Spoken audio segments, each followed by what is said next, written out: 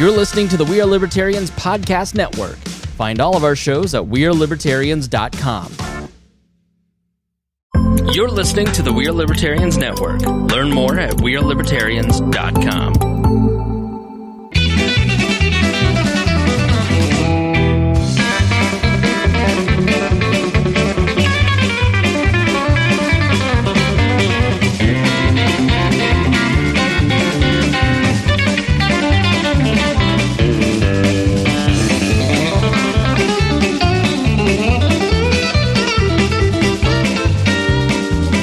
Welcome to the Boss Hog of Liberty podcast. This is episode number 223 of East Central Indiana's favorite podcast. Jeremiah Morrell here, joined by former intern, now co-host Mason Riley Rottinghaus, and his he brought a puppy named Ryman. Is it Ryman? Ryman. Named after the Ryman cowboy, the Rhinestone cowboy, Glenn Campbell. Close. That's really close. Maybe after the Ryman. Got producer Zach Burcham is over there with a microphone and running the board. Good evening. And my forever co-host, Mr. Dakota Davis, back from assignment. Today's episode features the four of us. We're going to be talking to you guys about all kinds of different things today. First of all, we're going to be speaking about Henry County once again turning red, where that dreaded 3 number, whatever that means, from the Indiana State Department of Health. We're going to talk about what that could mean for us and the events that are happening in Henry County.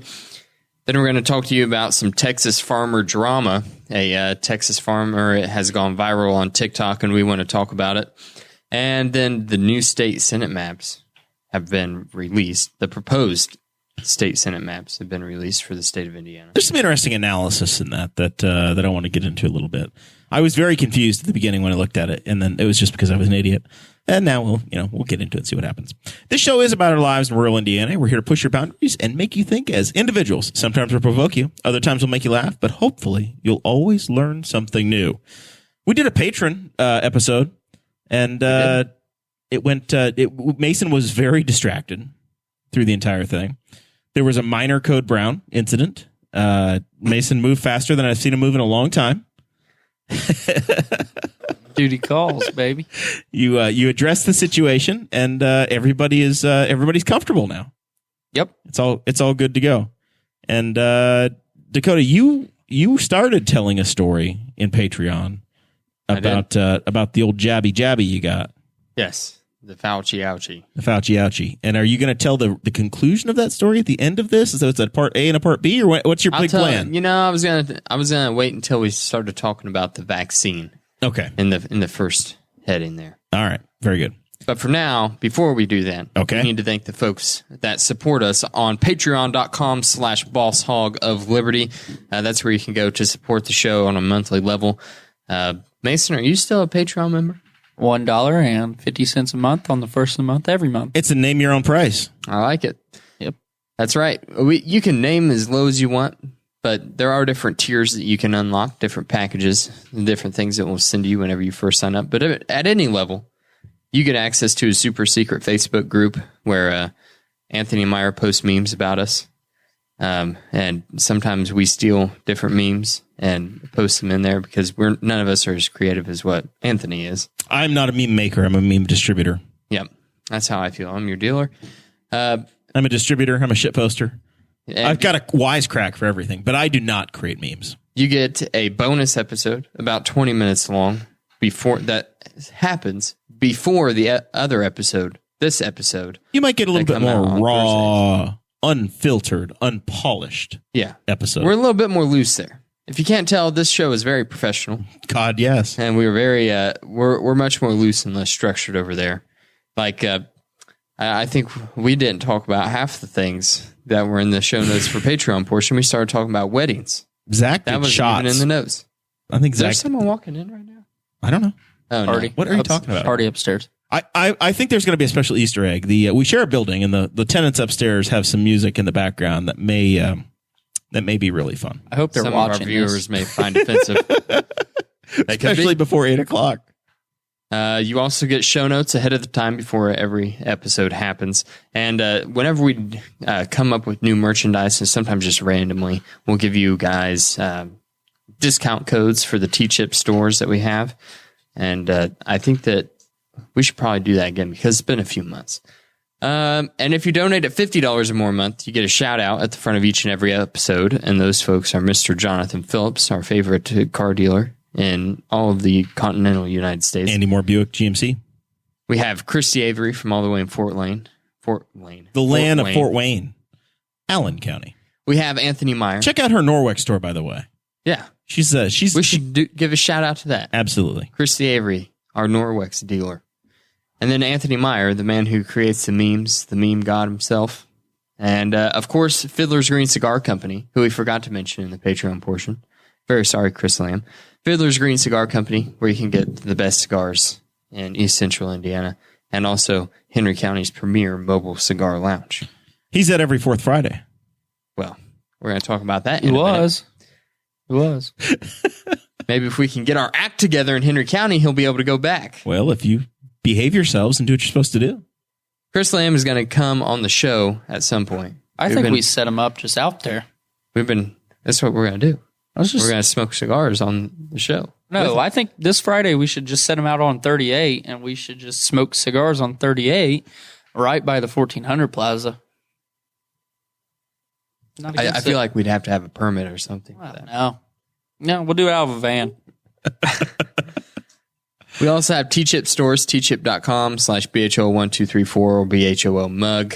We also have the link tree, and you can also access that from bosshogofliberty.com. Henry County's red again, Jeremiah. We have a positivity rate that is greater than 15% now. Things have been trending upward, right?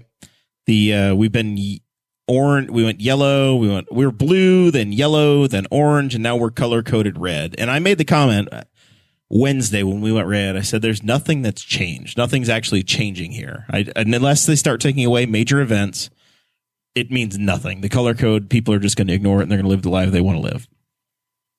And last I checked, sports are still happening. The Indianapolis Colts have played 2 home games in a row. Mason, you've attended them. Yep. In Marion and County. Both have been sold out. And they've been full capacity, yada, yada, yada. I went to Cincinnati, full capacity baseball game last weekend. Youth sports are still happening. I attended my nephew's football game at Newcastle 10 days ago. I know that at least Blue River Valley is hosting tennis tonight. So sports are still happening. The only thing that I've seen that's actually been canceled locally is the Fourth Friday event. Is the only thing that Mason is involved in. The thing that Mason has an integral role in. Minor. You are but the official concert booker for Fourth Fridays. It's like I said, it's minor, but it has upset me on a bigger scale than normal. So the whole state of Indiana has now, except for Tippecanoe County, which is magically still in the yellow status, all of Indiana is in orange, which is the 2 or 2.5 in the metrics. And Henry County made the big jump over to red, as Dakota said. And our 15-day positivity rate, which leaves us in the 3.0 level, is 15.78% of all tests taken we're barely there. Are positive. We're barely there. Well, I want to know if this... You don't get tested unless you think you might have it. So basically what they're saying is 85% of the people that go and get tested don't have it. Don't have it. Right. You aren't going to go get tested just for shits and giggles. I'm not going to go get tested just because I want to. They're only testing people that are sick. And Zach made a good point in the group chat earlier today. How many of the people going to get tested are vaccinated? Do we really want to count that towards the positivity rate? Because the risk of hospitalization is so low with those folks. Like, I don't know that the positivity rate is a good metric to go by at this time. I think that we need to go more by like it's your vaccination rate and your hospitalization. Well, yeah, the hospital census for the county. It should be like a hospitalization rate per positive cases. This should be more important because you could have a rip deal population, but if they're all vaccinated, then there can be no problems at all because nobody's getting sick. They're just testing positive. So. Is this rate including? Is this rate from tests taken, or is it tests that have, positive people in the county? This is because we've tests from unique individuals. Well, I know we've brought people into our hospital if we have an open bed. That's what I'm saying. Are we counting people from other counties? We're counting the tests that are administered for people that live in Henry County. Okay. That's what the metric is based on. So I don't know, guys. It's frustrating because we're back to I feel like we're back to government doesn't really know what it needs to do or what it wants to do. It just becomes punitive, right?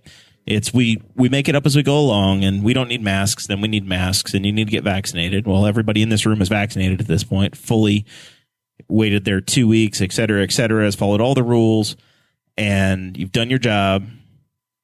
And here we are again where we're back at square one. We're back to shaming of, well, you're not wearing your mask. Well, I'm not supposed to have to wear my mask if I'm vaccinated. Audrey and I spent an evening in Fishers, Indiana on Sunday. And in Fishers, there at the square, there's the St. Elmo's 1933 lounge. And the only reason that we didn't go there was because they asked that you wear a mask. I was like, no, so no thank you. There's other places that I would rather go than have to wear a mask. What's the effect of this? So we say you cancel a Fourth Friday.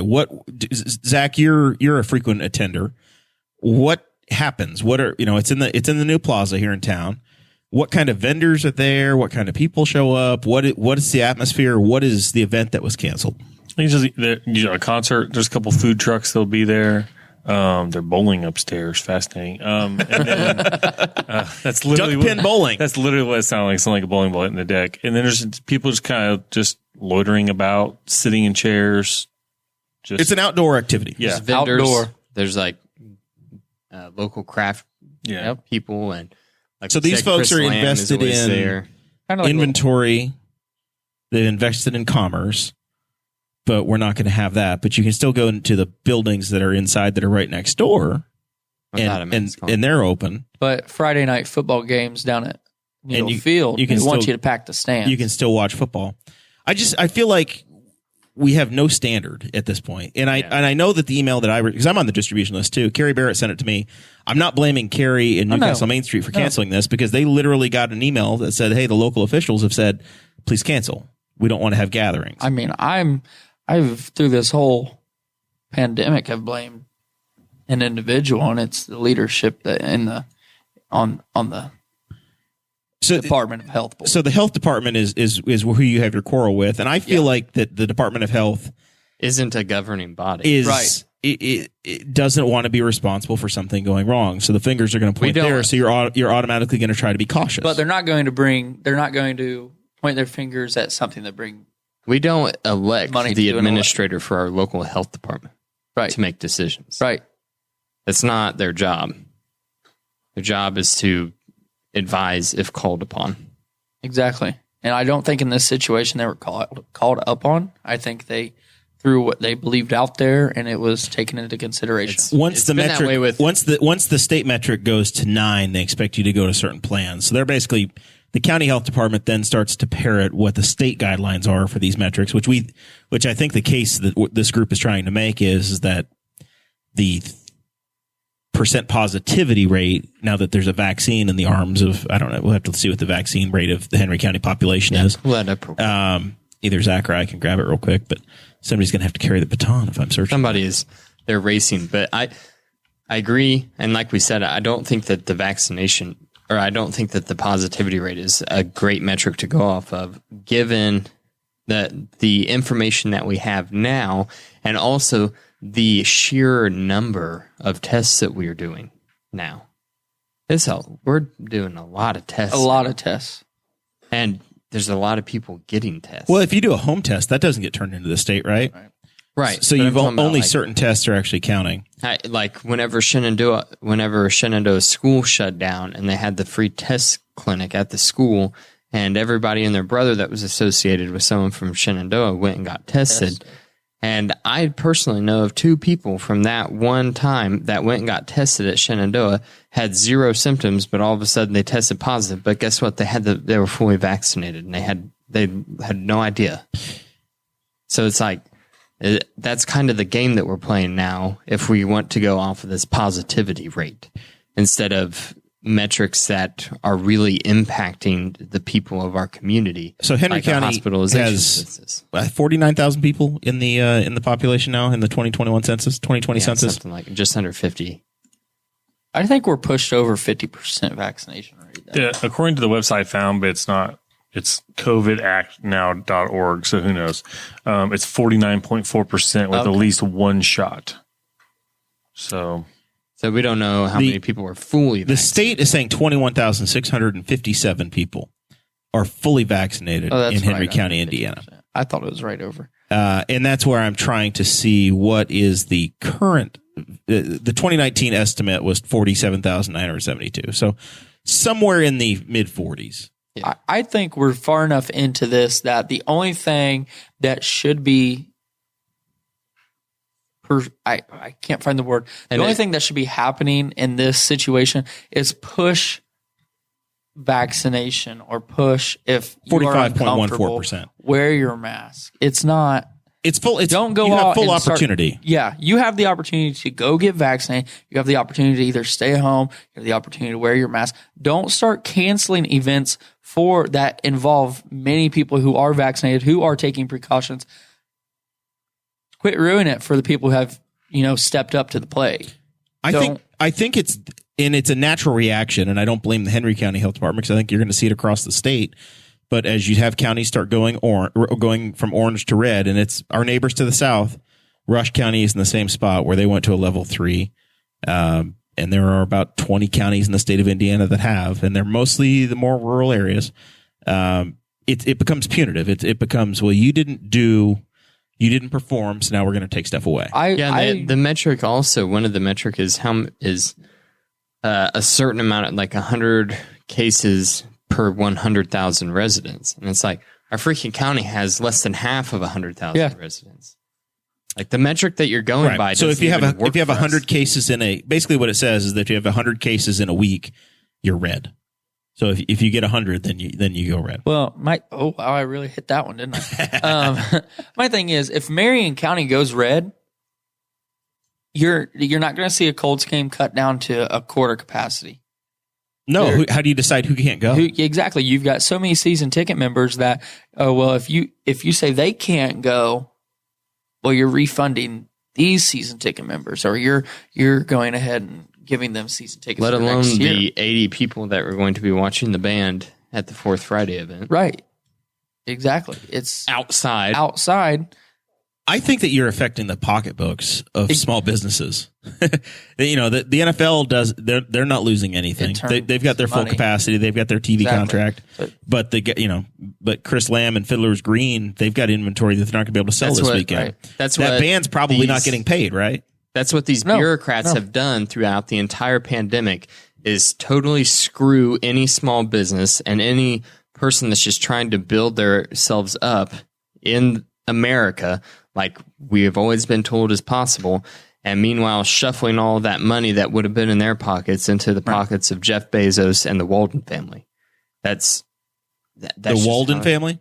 Or Jerry? Is Jerry making big money? Walton. Jerry Walton. Okay, still living downtown. That's my Hoosier accent coming through. That's exactly what it is, because I say this on a bigger scale over in Marion County. They're not going to say half capacity for the Colts game and lose millions in revenue over a county going red for a week, couple weeks. I get where it's coming from, but you can't do that. It's here. It's not going anywhere.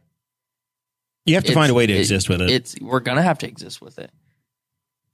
Like I said, don't push people to take the precautions and then punish them. I mean, even in Los Angeles, California, the IndyCar series is wrapping up their season this weekend at Long Beach. They have full capacity, outdoor event. They are asking for masks, and I believe you have to take a COVID test to be able to let in the grounds within 72 hours of the event. But they're still functional. They're finding a way to move forward. We can't go with 80 to 100 people outside on Broad Street. It's lit a fire under my ass. I'm not gonna lie. It is ridiculous. So Dakota, you're asking if they're going to mandate masks again in the county, if the commissioners are going to require it in their meetings, in public. What do you think?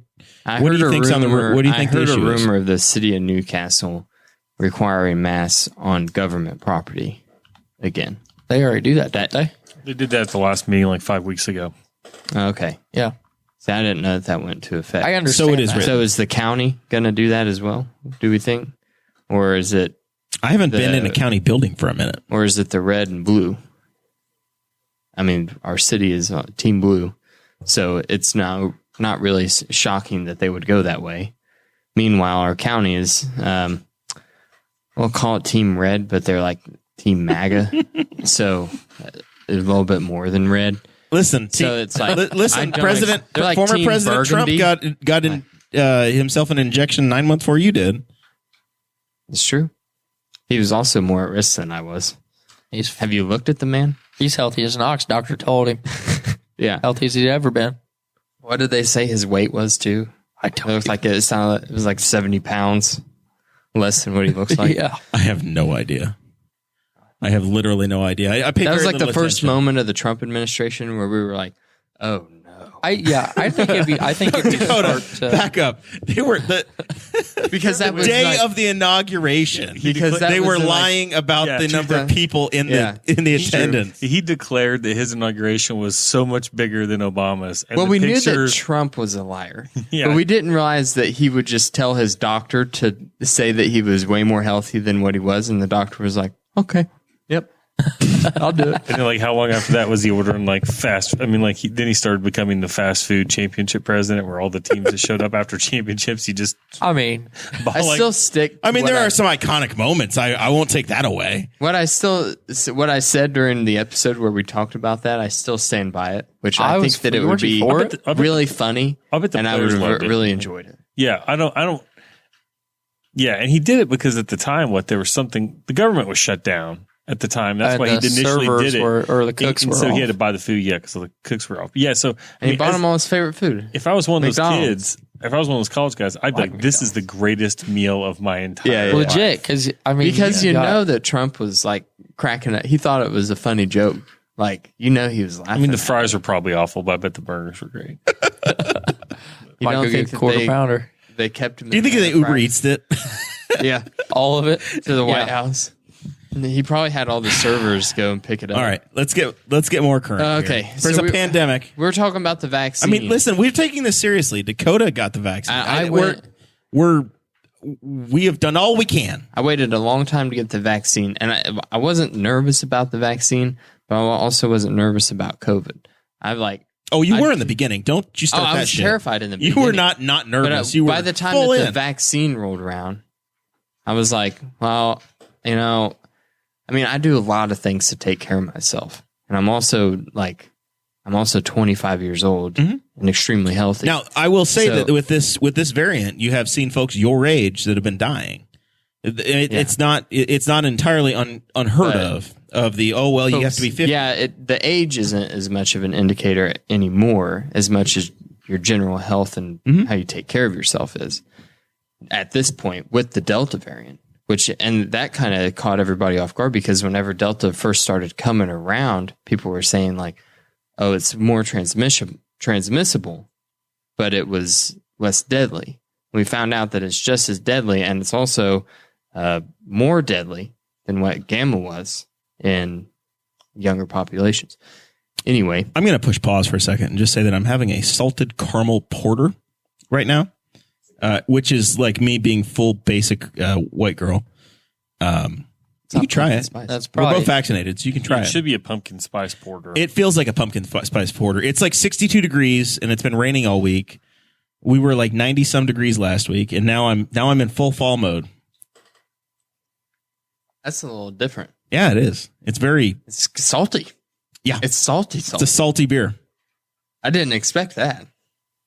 It's salty. I didn't taste much caramel. Salted caramel. Anyway, Like the salted porter.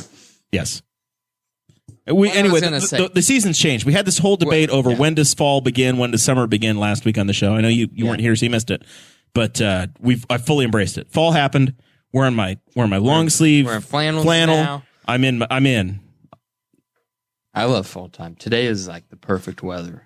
It was so depressing. I love this. It was completely I went depressing. from air conditioning to my furnace being running in 36 hours. No, I saw the AC full blast, just pumping. What? I walked into this room today and said, "Yep, the AC's not been running, but it is humid as hell in here." The humidity is super high because it's been raining and there's a cellar. Anyway, back to Dakota and the vaccine talk. Okay, yeah. Well, what I was saying about the vaccine was that I wasn't nervous about the vaccine, but I also wasn't nervous about COVID. So I decided to go get the Johnson & Johnson because I was like a little bit more skeptical about the mRNA technology. So I was like, I'll get the Johnson & Johnson traditional vaccine, whatever, where it's a viral vector vaccine. So I'll just go get it. I've not had problems with like flu shots in the past and stuff, whatever. And also, it was mainly because I was going to a concert that was supposed to happen on Sunday. And I was like, I don't want to have Full details in Patreon. I'm like, I don't want to have to worry about getting tested to go to this concert because that was their ultimatum. You get tested or you get the vaccine. The vaccine in the arm Like, is a lot less painful than the thing shoved up your damn nose. You could do a rapid antigen test 6 hours before the show, and they would accept the results. Okay. Uploaded to the app, the Venue app. Anyway, so I went and got the Johnson & Johnson. In my life, like I've always heard people talk about like getting chills and like alternating between hot and cold. And I've always heard people talk about having body aches with the sickness and stuff. First of all, I haven't been sick in like 3 years. And I also have never experienced either one of those symptoms in my entire life. That has never happened to me. And then that night that I got the Johnson & Johnson vaccine, it was horrific, like bad. Like I kept waking up every 30 minutes and I would be sweating my balls off underneath the covers, just roasting to death. And I would throw all the blankets off above me. And then I would finally get back to sleep. And then I would wake up again. And my teeth would be chattering. I was so cold. I was shivering. My teeth are chattering. Which, you know me, it doesn't take that much to get my teeth going. Well, you have a size 21 waist. There's nothing to you. I'm like, so then I'd throw the blankets back over me. And then 30 minutes later, again, I'd be sweating. And then at like 3 a.m., the body aches started kicking in. And I couldn't get comfortable because I hurt so bad. A good union guy like yourself, you should have done this on Monday because they'll pay you all week to be home after you got the vaccine. Well, I did it during the workday because they give you 4 hours off to go get vaccinated. Of course they do. But then I thought, that's not a union thing. That's a whole company. They do that. But then I think I shouldn't have got the Johnson & Johnson because could have got twice. Could have got 4 hours off 2 times. But that's another story. Yeah, it was really bad. And then I woke up, my alarm goes off at 4:30, and I'm like, yeah, but would you want to go through this twice? No, absolutely not. And I was like, well, I'll just go, I'll take it easy, do some cardio today. And that helped. But then it wasn't, I didn't feel right for about a week. Like I didn't feel sick, but I knew I wasn't functioning at 100%. Your body was was figuring out how to fight this, and it took a little effort. That first night was rough though. I'll say that. It was bad. I had a totally different experience. I just had the best night's sleep of my life after I did it. That's all. That was the only effect it had on me. You just got tired with the Pfizer. Yeah, I was tired and I slept well. Sign me up for 3 more shots. I'd do it every Friday night. To just recover. Yes, it's the greatest thing ever. I'll take one once a week. Yeah, it was pretty bad. And Mason, you got yours forever ago. You had no chills, no side effects, none of that jazz. I got mine before everybody's grandparents. So did you got the Johnson & Johnson, right? Pfizer. No, I got the Pfizer. The OG. That was the first thing that was approved, and you got the Pfizer. I got the Pfizer as a medical expert. The only thing I didn't have any side effects at all. The second shot had a little tenderness in the shot site. That's about it. But that's it. That's all I had from it. Zach, you struggled after one of yours, right?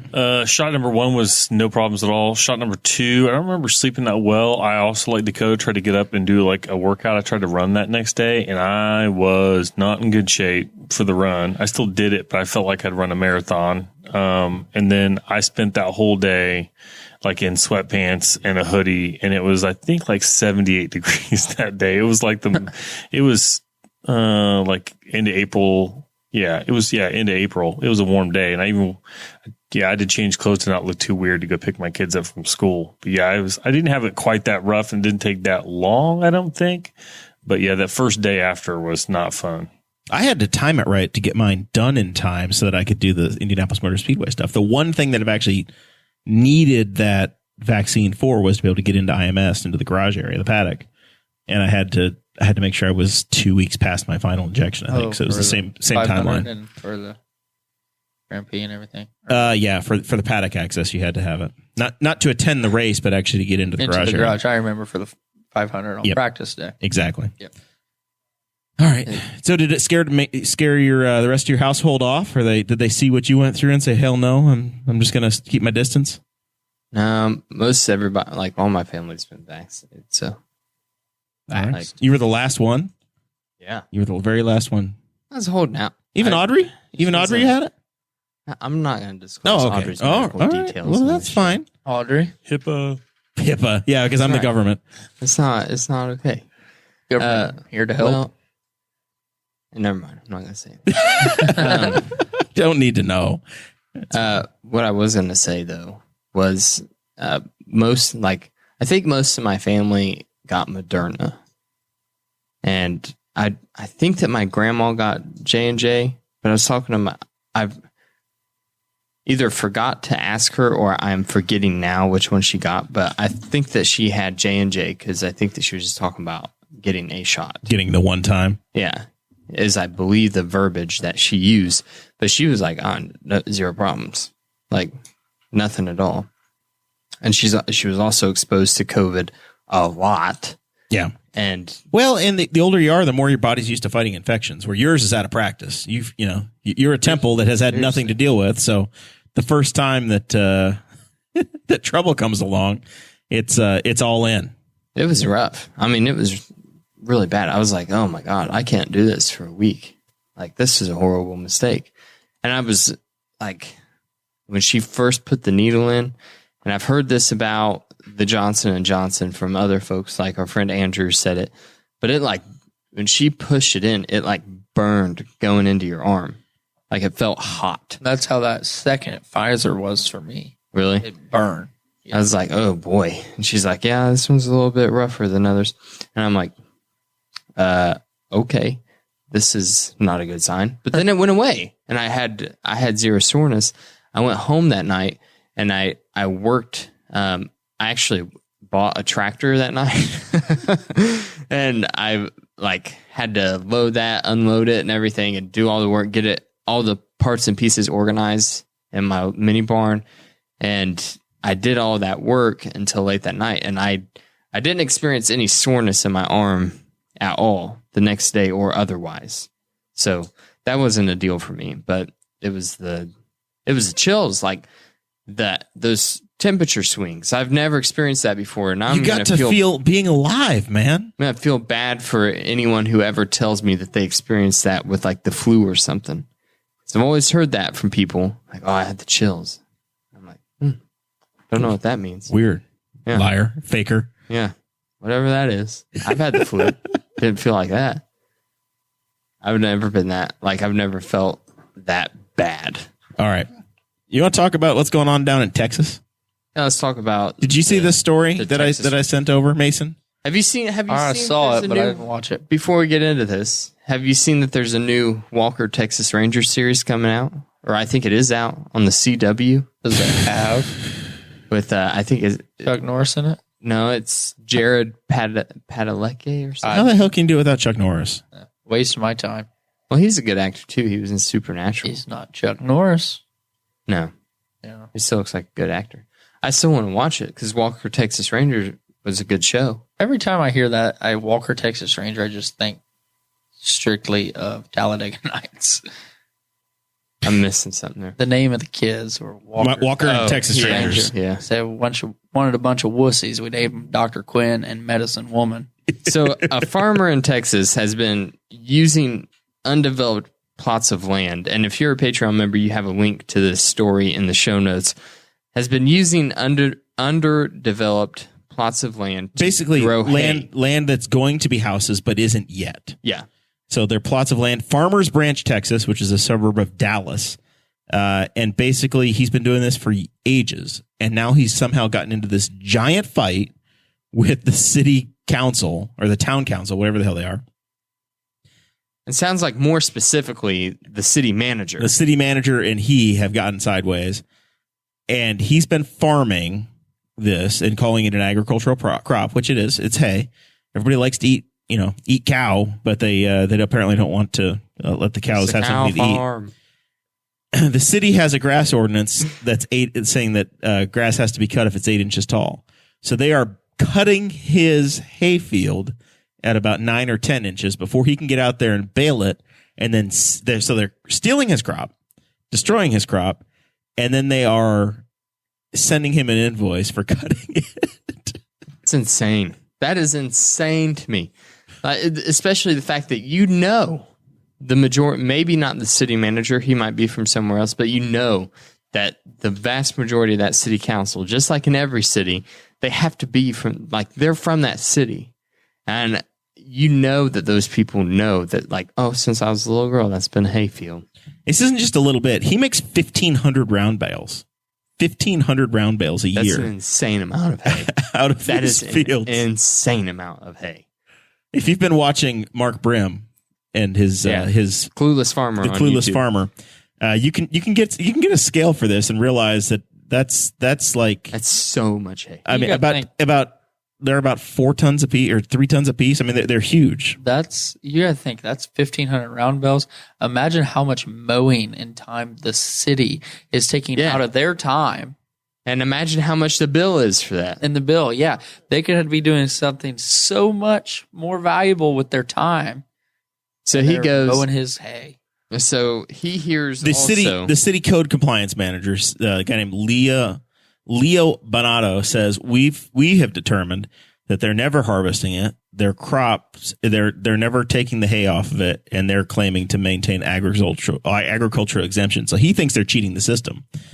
And he says that the city's just calling it wild grass and weeds, and it's actually not hay. Does he know what hay is? It doesn't sound like he knows what hay is.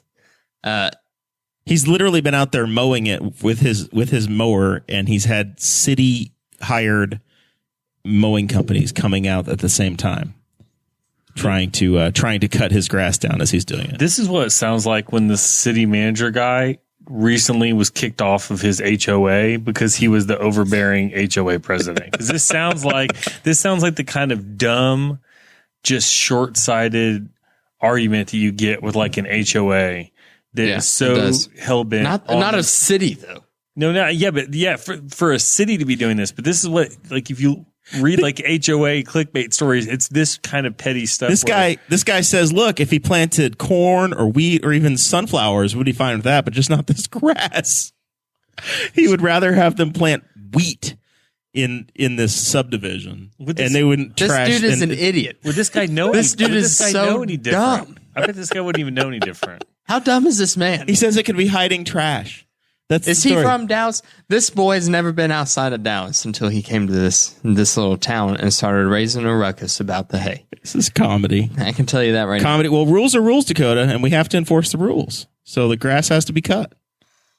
Yeah, I put in the show notes that this is a great example of why blanket regulations and ordinance are just generally a bad idea. There's always going to be someone on the back end that winds up getting hurt because there's an idiot that has never left Dallas until he came to this little town, and now he's like, well, look at all this grass. James Lockridge is over 8 inches. James Lockridge is the guy. He testified before the town council again, or the city council, whatever they are, and he said, "Look, you guys are cutting my grass, but by the way, your right of ways have shit that's over a foot tall. You're not mowing that. You're not mowing that." Yeah. He says, "If you're going to abuse me as a farmer, get ready because it's going to be war." And I'm going to have 100 tractors parked out in front of this place for every one of your meetings from now until it's over. Fake farmer Cade Koger, our good friend, co-host of the show, he said that if it was him, if he was the farmer in this situation, then he would pick up a truck full of manure and go and just start spreading it on the county's property as a service to them. As some free fertilizer. Yeah. Oh my God. What a mess. Yeah. Crazy. My favorite part is like there's no one in the city council. Like it looks like one of our city council meetings where there's not a soul in the building. There's just Zach sitting over there laughing. Just the one dude that's always there every week. And then the farmer gets up and he's like wearing a cowboy hat. And he starts off very polite and speaking kindly. And then all of a sudden he starts going off on the city manager and the city attorney for talking crap about him behind his back. Because just like every farmer in every farming community, everyone knows everyone. Yep, they're talking. So the word is going to get back to him at some point that you were talking to someone in another suburb of Dallas and saying, this podunk farmer here, he thinks that he can just bale hay and, talking crap about the guy. And he finds out about it. So he raises hell and he just starts yelling at him, confronts them in the meeting when he knows he's being recorded. Like the balls on this guy, like he should be a national hero. He's like, we should be tearing down statues of Robert E. Lee and we should be erecting statues of this farmer standing at the city council podium. He has a name. You have to use his name. I don't know his name. I already said it once. I don't have the. You don't have the copy that you provided? The link James doesn't work. Lockridge. What do you mean it doesn't work? It's a printed out. It's piece an of analog paper, version. so I You can't click on you it. got a phone right there, don't you, cowboy? James Lockridge, you have my full support. Zach is efforting some Nice audio to over there. Yeah, it's not. I don't think it's super loud right here. You can turn that turn up. the laptop up a little bit. It's up all the way. Yeah, turn it up.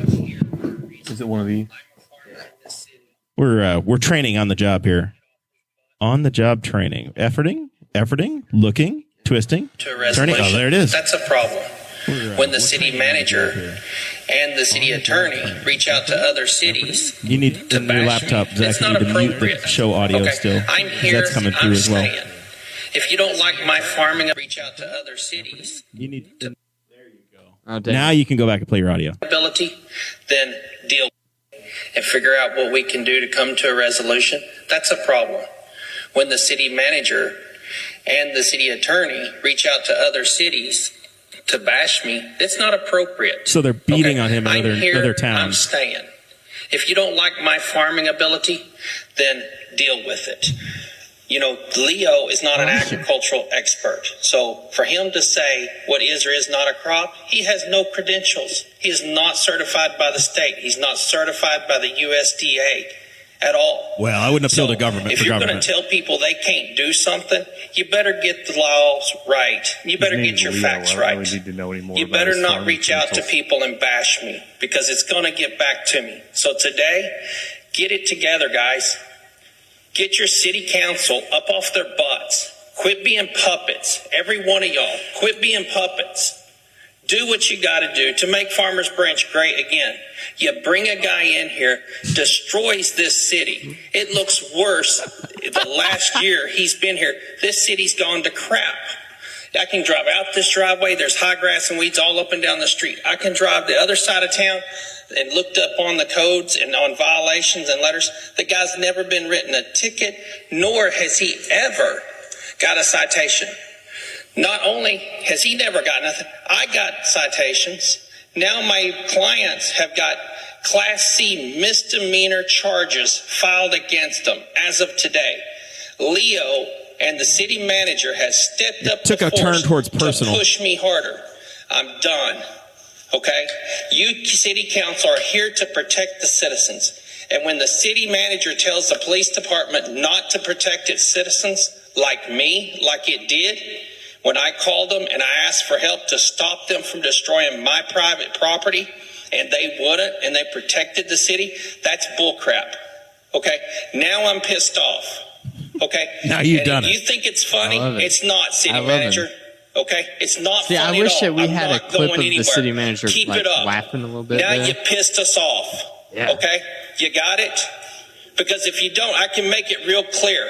I'll get every media I can find today And I'll have them here I'll have every day. Boss I'll Hog have here by 100 sundown. tractors sitting in your front yard every day, if that's what it takes. Okay? You done pissed me off, and I'm tired. If you're going to pick on me, but you better pick on the rest of the damn.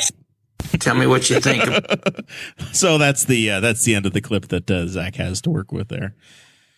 Good job, man. We're going to try to work this skill set into the show a little bit more. I just learned what a new knob does. Working some live audio in.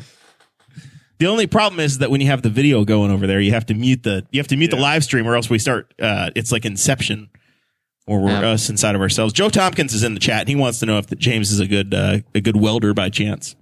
Yeah, celebrating the killdozer. Just needs a bulldozer. In general, I just wouldn't want to mess with somebody who has heavy equipment, a built-in community.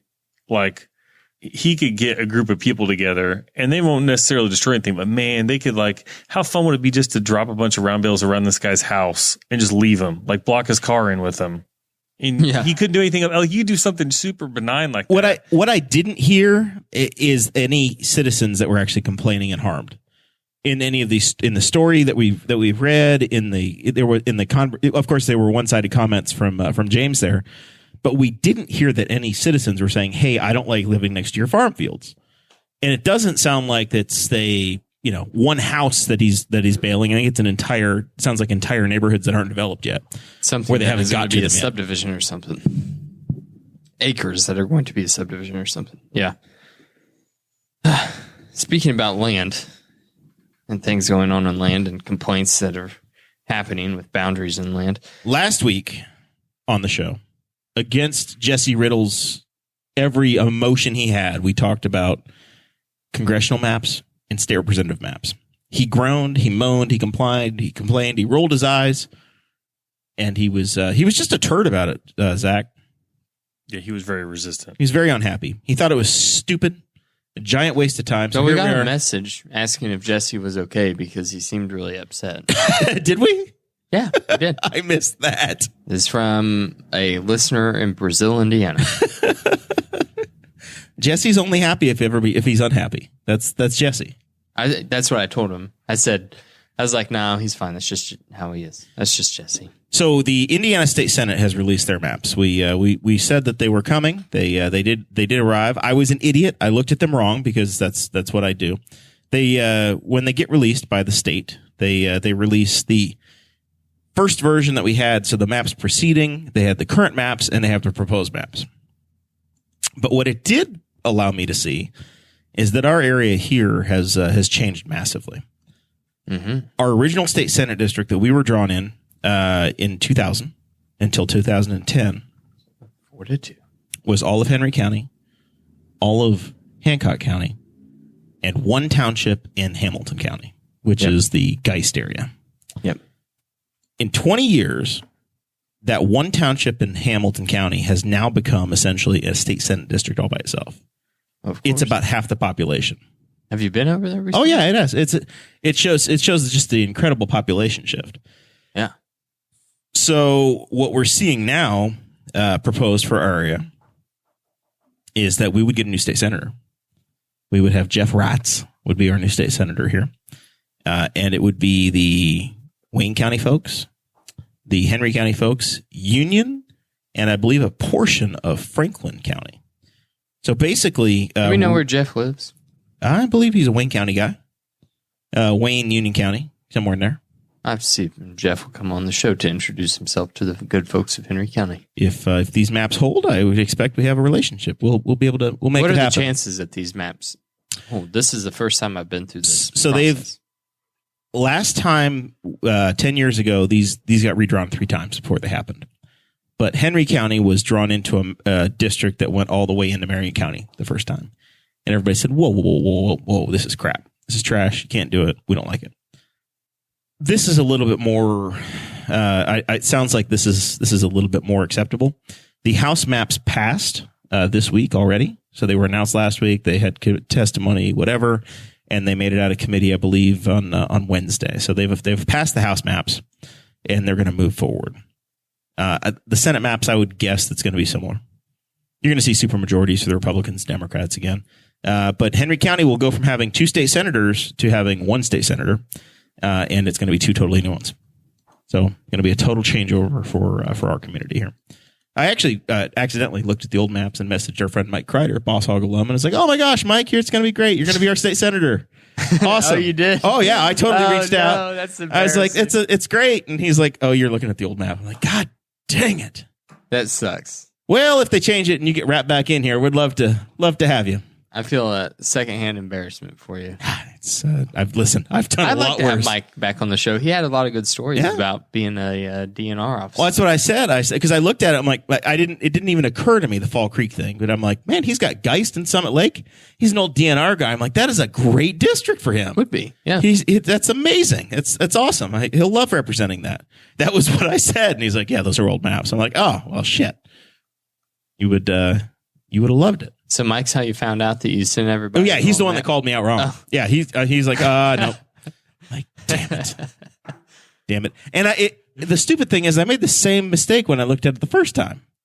Oh, really? When I looked at the state house districts, and I was like, no, this is the old map. I figured it out for myself a week ago, and then I fell for the same thing. I clicked on it and went, oh. Here's the thing. When somebody gives you a link and says, here's the new maps, and the very first thing up is a map. And you don't read the little corner to say, hey, this is the year to this is the year. You just go, oh, there's the new map. And you look at it and you figure out where you're at and what makes sense. That's true. I thought one other interesting thing that I thought we should note on this is Muncie and Anderson have been split. They used to be in the same state Senate district, and now they're in 2 different ones. So that's 2 heavily blue blocks that are being separated. Well, they were kind of split where you had an urban and you had a rural one before, right? Yeah. Mike Gaskell is the Henry County state senator, the Northern District state senator for us now, which is District 26. And that kind of was a gigantic C around District 25. And now what you're seeing in the new drawing, as we click around here, these are incredibly massive PDF files where they don't scroll real easy. Yeah, they take forever to load. And then you accidentally highlight something. Basically all of Madison County and 1.5 townships in Hamilton County would become one district. There's less strange shapes in this map.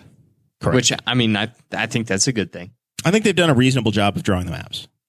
The urban areas are a little bit more cut up, but they have to make the populations correct. This isn't as egregious of a map as what I was worried it would be. Yeah, I think they're reasonable. It's not exactly what anybody would hope for if you're trying to keep all communities of interest together. Yeah, I think that that's about as good as what you could have. I think Henry County has a lot more in common with Rush County and Fayette County or Delaware County than we do with Franklin or Union County. Yeah, but it is what it is. They have to make the math work. And they do consider who the incumbents are at the time and where they live a little bit. Jean Lysing lives in Decatur County, and her district, or maybe she lives in Ripley County, but she's pretty much in the center of her district. It's much more compact for her use or her needs, and that's something you see happen quite a bit as well, where the state, we are drawn into the we're the edge now of the district that Senator Ratz represents. Yep. Is what it is. We'll see. That's not that bad. Kind of sucks now to be an outlier county. Like now whoever's campaigning in District 27 is going to be like. They're going to focus on Richmond more. And then you got Henry County. Henry County is going to have probably Newcastle's the second largest population in that state Senate district, but it is not Richmond. Richmond's going to be the core. You don't feel bad for an outlier. Think of the people there in like southern Franklin County. Those people have been an outlier. Yeah, they just for forever. Yeah, we have to have a parade or a festival to get anybody to show up. Sounds a lot like Newcastle. Well, that has been the interesting thing is that because of the way it was drawn last time, Henry County had 2 state senators looking out for them. So the interest of our community had 2 state senators that could advocate for them. Yes. Where now you'll have one, and if we've seen that if somebody gets marginalized and the voice of your community kind of gets pushed to the back. If you get Jim Lucas and you end up getting pushed off your committees and stripped down, then you don't have the clout that somebody else might have. Yep. Back in the day when true. Bev Gard was here, she was, second or third most powerful in all the Senate. Not quite the case now. All right, Zachary, we're probably at that point where we need to start wrapping stuff up and getting ourselves out of here. What do you know? You're not promoting Fourth Fridays. Yeah, I can't do that. So I don't know. I'm assuming maybe the farmers market might still happen tomorrow or Saturday. L&K is doing their thing every Saturday, which is, kind of fills in. But other than that, enjoying the weather. It's finally not insufferably hot outside. Our weather this fall-ish, late summer has been very weird, and that we've had we're 3 days into fall. Well, we've had these overnight light switches though. The September 1st, we went from August was super hot, super humid, insufferable, and literally September 1st, the humidity kind of got turned down, the temperature got turned down, and then the first day of fall, we went from 85 to 60. The first day of fall, it was 61 degrees, which was so bizarre. And you've broken down and turned your furnace on. Yeah, well, I have kids, and my house retains heat very well, but it had dropped down to 66 degrees, and it wasn't going to be above 60. It's still not going to be above 66. So yeah, I turned the furnace. I don't care. I pay the bills. I do what I want. I pay my bills. My bills are paid. I have money for this sort of thing. I'd throw the kids in the sweatshirt. 66 degrees. Shoot, we try to keep it about 62 or 63 in the wintertime anyway. That wouldn't even trigger my heat in my house. Well, my furnace goes down to 62 at night, but I think when I got this morning, it was still 67 in the house. It's it doesn't take much to keep my house warm. So yeah, I don't care. Well insulated. Yeah. Mason Riley, Rottinghaus. Not much. Got a couple. You're going to be signing autographs yourself, right? You're going to be out at Deer Creek. Yeah. 2 nights this weekend. The Thomas Rhett tomorrow night. And do you think it's going to be a muddy mess? I don't know. They probably already took precaution, had the straw put down, and I don't know. It tends to dry up pretty well because the hill just filters right down. Does anybody have a tailgating scene like Jimmy Buffett did? No. That's a cult. No tailgating scene ever. I think I will ever experience at a concert than what I did at Jimmy Buffett. But Chris Stapleton, Saturday night, that'll be a good show. So concert filled weekend. That's another thing that's happening, but the Fourth Fridays in Henry County is not because I'm bored. Because Hamilton County is not red yet. You're going to bring your red germs. I'm going to bring my red vaccinated germs all the way over. Which then again, I do want to go say that I'm absolutely with Zach. I'm not blaming Carrie Barrett whatsoever. She made the right call, but it is what it is. It's time for it all to be over. Get used to it. It's the norm. And do you have a GoFundMe for puppy shots? You got to spay and neuter that thing. You need a... No. No, it's okay. He'll be fine. You got to get yourself a dog fence. Might let him keep them. Oh, you're going to stud out your mutt? No, you're not going to. I don't think that I would have, if I had to do it over again, I don't think I would have had Hank's balls cut off. What, so you can make a little cash? No, I think that he got submissive. Okay. I don't think that he's as How's he deal with the shepherd? aggressive. How's he deal with that shepherd? With the German Shepherd? Yeah. Okay. They're tight. best friends. Yeah. They tight. That's how him and Brooks are. They're pretty chill. They like to run around together and then they fall asleep. Well, I say fall asleep, it's him. Brooks doesn't sleep. I would say wait unless you have behavioral issues that can be mitigated Right. from. I'm not worried about him getting fixed. Brooks getting knocked up. She's fixed, so Yeah, I think my girl dog, I would.